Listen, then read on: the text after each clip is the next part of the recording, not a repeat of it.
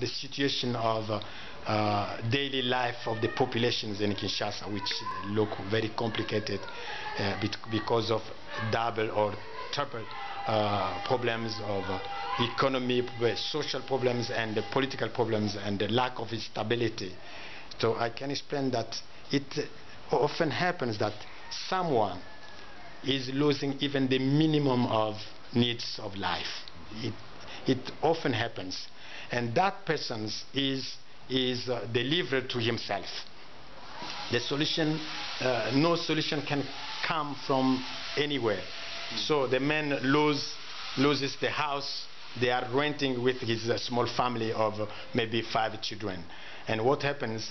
The wife is going to the parents or to the relatives with the 2 children, 2 small children, and 2 other children are going with maybe the comrades or friends, or some generous people can take in charge 2 children, and himself, the man, is going to other friends, or maybe in the church, and or maybe all the family goes to a church where they look just where to spend the night in a corner, and they are there expecting from God a solution.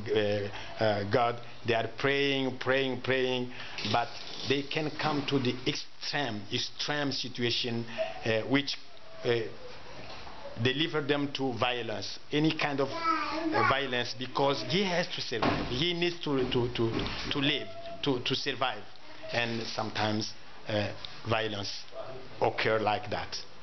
You did not need, but you have to survive. So you will still, make violence on other people. You'll take money to make violence. You take money from people by violence, or you get paid to do violence, huh? Does that happen politically? You get paid to do violence? If you are unlucky, they cut you and you have to pay for that kind of violence. But if it is now the violence of the group, like what happens with the young youth in the town, they organize themselves. They call them kuluna.